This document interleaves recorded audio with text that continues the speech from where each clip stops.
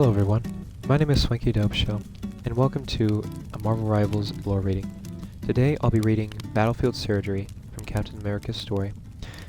And if you enjoy this after I'm done and want to check out more, I'll have a link in the description below to the other stories I'll be reading. But before we begin reading the actual passage, I'm going to read Steve Rogers, or Stephen Rogers, aka Captain America's little description. In hopes of serving his country during World War II, young Steve Rogers volunteered for an experiment that enhanced his strength, speed, and agility, making him America's first super soldier.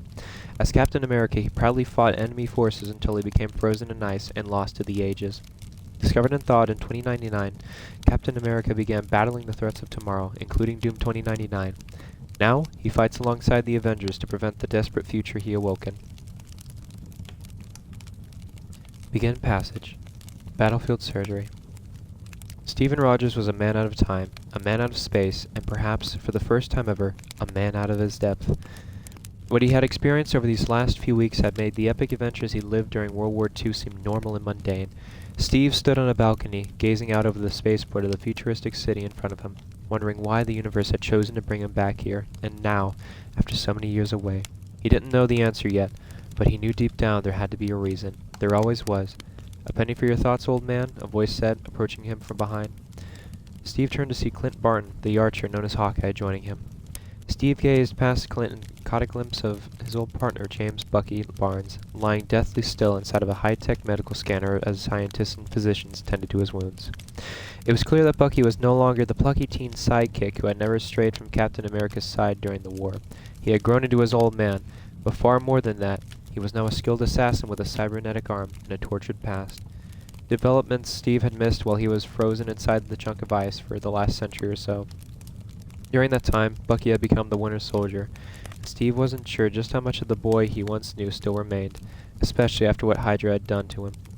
"Just thinking about how much has changed," Steve replied. "I hear you," Clint agreed. "Speaking of which, when are you finally going to tell me why you brought us to this crazy interstellar version of Wakanda? Or, how you're still alive, because as far as I remember, Captain America fell in the line of duty." "Now is as good a time as any, I suppose," Steve said, realizing that this was the first real downtime he had had since he brought Clint and Bucky into this strange new world. Steve took a deep breath before he began to tell his tale. He started by regaling Clint of the story of his final mission during the war, when the plane he was on crashed into the Arctic Ocean. As the plane filled with water, he could feel his muscles freezing, his heartbeat slowing, his vision blurring to white, and then nothing, for what seemed like an eternity. He didn't know if he was alive or dead until he found himself trapped inside of a glass tube, freshly thawed out of a chunk of ice by a beautiful redhead with the slightest hint of a Russian accent. "Natasha?" Clint exclaimed. Steve could tell by his new friend's reaction that he had history with this mystery woman. He wanted to ask Clint who she was, how he knew her, why she would have rescued him, and where she could be found now. But those questions would have to wait until after the story was done. Steve continued, telling how he and Natasha had escaped from the Alchemax lab together, only to be caught in a massive explosion before they could reach safety. Steve protected Natasha from the detonation, but quickly realized that his continued presence would only put a target on her head, so he decided to disappear. With the help of a tough-as-nails resistance soldier named Logan, Steve found his way to the embassy of a nation whose king he had befriended during the war. If anyone could provide him a safe haven until he got his bearings, he imagined it would be the isolationist African nation of Wakanda. But when Steve and Logan arrived at the Wakandan embassy, it looked as though it had been abandoned for years. All that remained were the silent statues of former Black Panthers guarding their nation's proud legacy.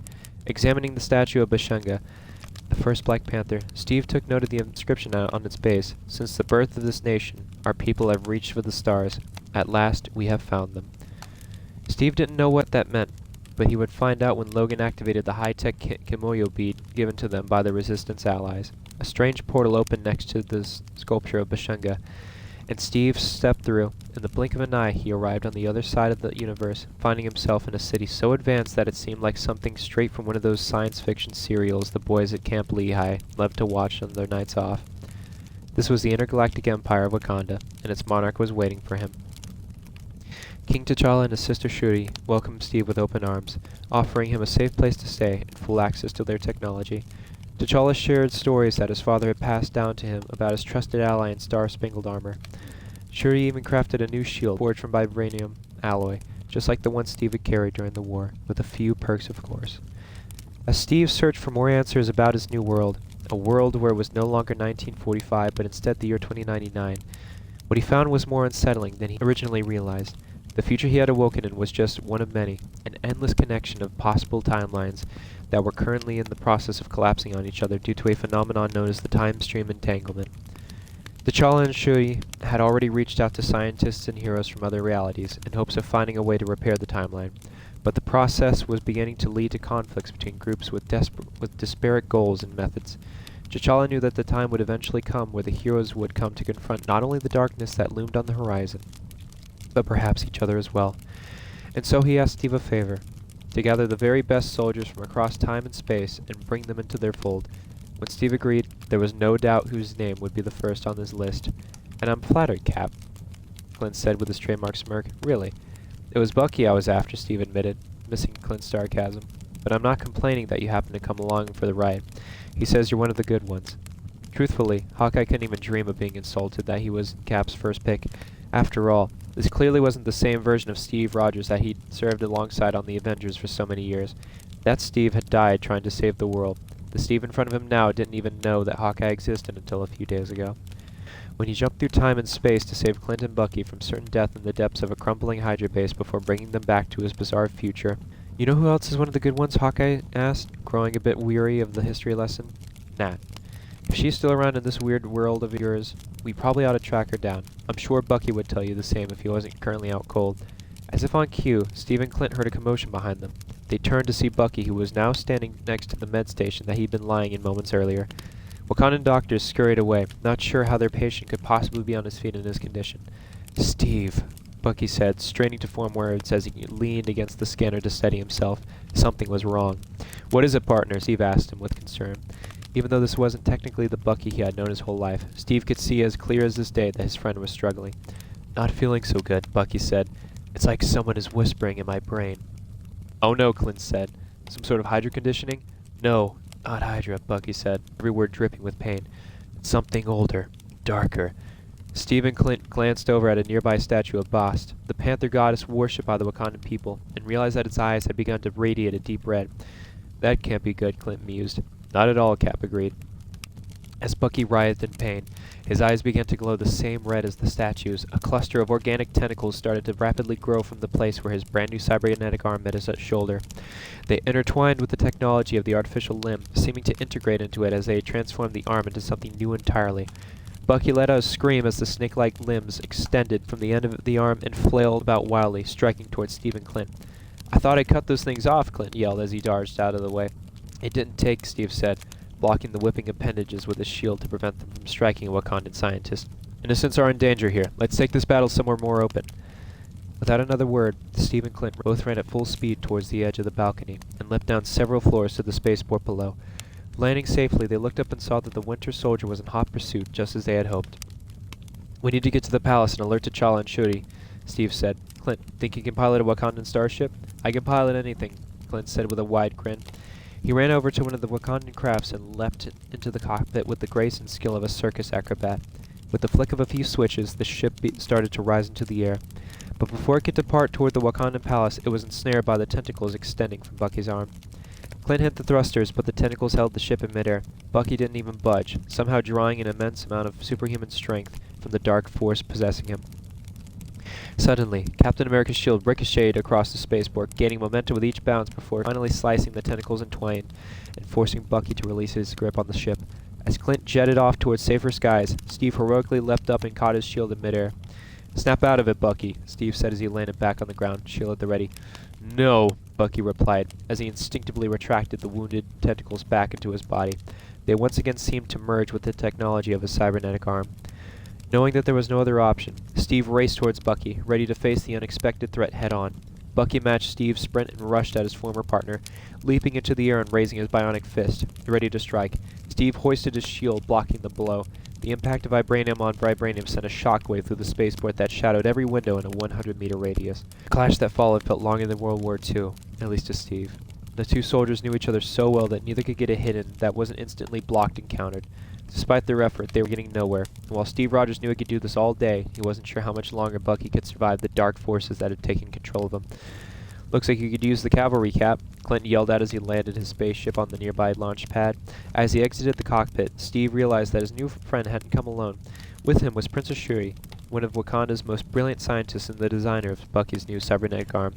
"I have good news and bad news, Captain," Shuri said, extending her arm to reveal her bracelet made of high-tech Kimoyo beads. As she touched one of the beads, a hologram of Bucky's arm appeared in the air. "The cybernetic limb I created for your friend is made from a number of bleeding-edge materials, including vibranium, nanotech, and unstable molecules." "Is that the good news or the bad?" Steve asked, unfamiliar with anything other than vibranium. "It is both," Shuri responded. "These technologies are all extremely adaptable, which may be the reason the limb has so easily accepted the unexpected additions to your friend's physiology." "That all sounds like bad news to me," Steve said. "Ah, but those technologies also have a memory," Shuri continued. "They work in unison to sync to the host's unique internal energy signature. When that energy becomes corrupted, the limb can be used to recalibrate the internal systems of the person wearing it. In other words, we can restore Bucky to factory settings," Clint added. "How do we do that?" asked Steve. "The procedure required a manual reset," Shuri responded. "However, the likelihood that Bucky will allow you to get close enough to perform one seems slim." "I don't need to get close," Clint said. "Just keep him busy, Cap, and I'll show you why you made me an Avenger." Steve called out to Bucky, getting his partner's full attention. This time, instead of engaging his opponent directly, Steve kept his distance, dodging and weaving along the edge of the spaceport. Bucky frantically lashed out at him, narrowly missing him with every strike.